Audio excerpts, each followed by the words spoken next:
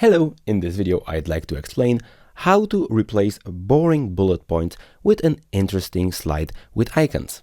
First things first is looking at me.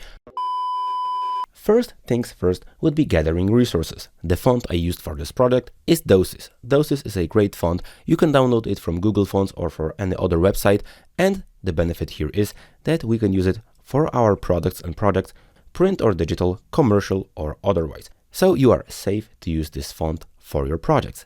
The next thing I wanted to find is a color scheme. You can go, for example, to colors.co, open the tools, the Explore palettes, and I wanted to really search for a strong and vibrant color.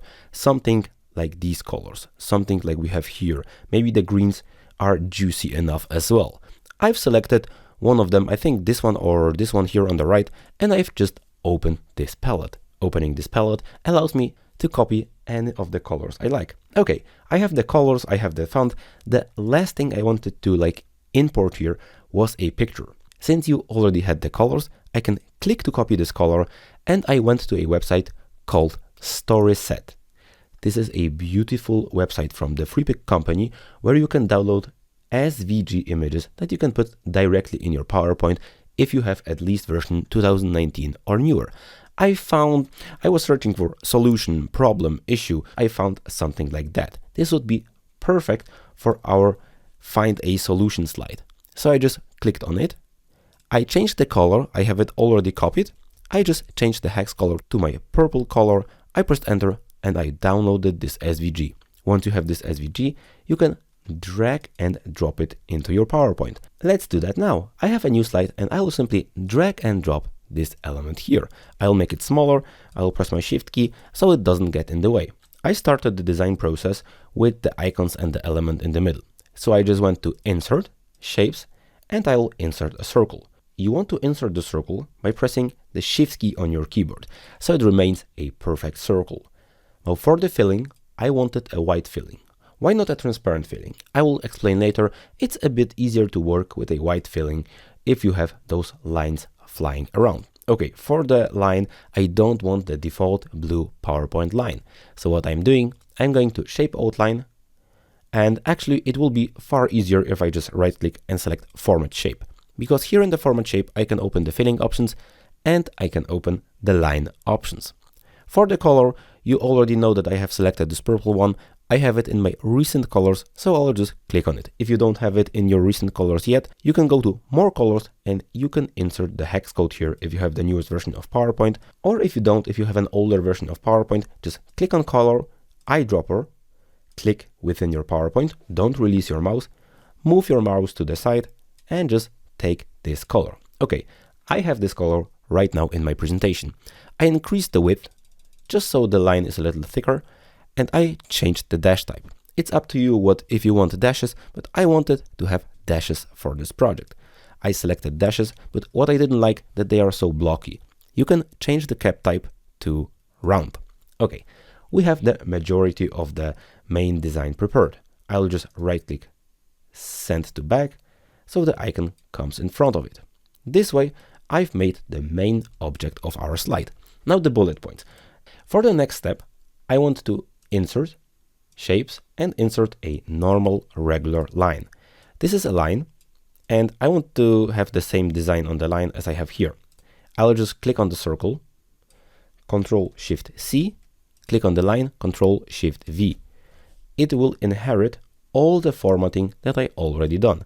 And this is why I selected the circle to have a white filling, because I can always right-click, send to back, and you can see the line would disappear behind. I had 3 bullet points prepared for this slide, so I'll just duplicate this, put it on the bottom and send to back, duplicate it once again, put it somewhere around here and send to back. The placing, you can tinker with that later. I just wanted to show you the initial idea and design. Now for the actual icons, we will duplicate this circle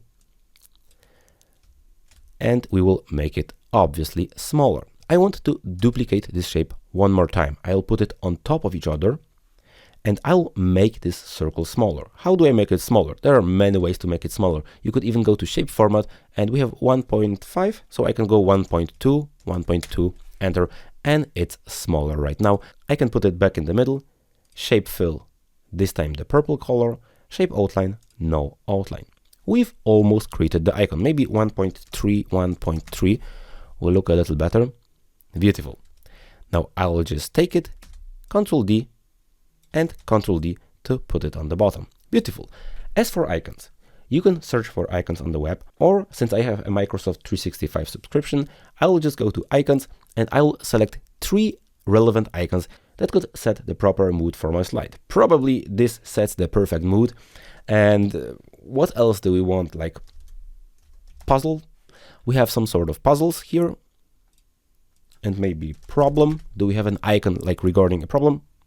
Like, it's acceptable. It's not the best icon I could think of, but let's say that we will use it. Now for the colors, you remember that the color scheme had more colors than just this purple. We have this beautiful juicy yellow or this pink or this blue. The blue doesn't work as well as I thought it will. The yellow, I think the yellow will look better. Boom, boom. We can always use the shortcut. I love this icon, really. It's so angry. Maybe sets the wrong tone on this slide, but it doesn't matter. This is the main design part we wanted to do for this slide. The rest would be adding text. You can add text by going to Insert, Shapes, insert the text box, and just insert it here, first main line. And for the subtitle, I will just use this custom function, lorem 1 sentence, enter, and I will of course delete a part of the text. What font we wanted to use? We wanted to use Doses font. You can select all the text you have on this slide. You can type in Doses and you would be completely fine. I would press Ctrl B on this one. I would change the text fill to this purple. So it initially has this purple, and I think those look beautiful. I would put them here, and just Ctrl D and Ctrl D. Of course, I should type in second, third, and so on.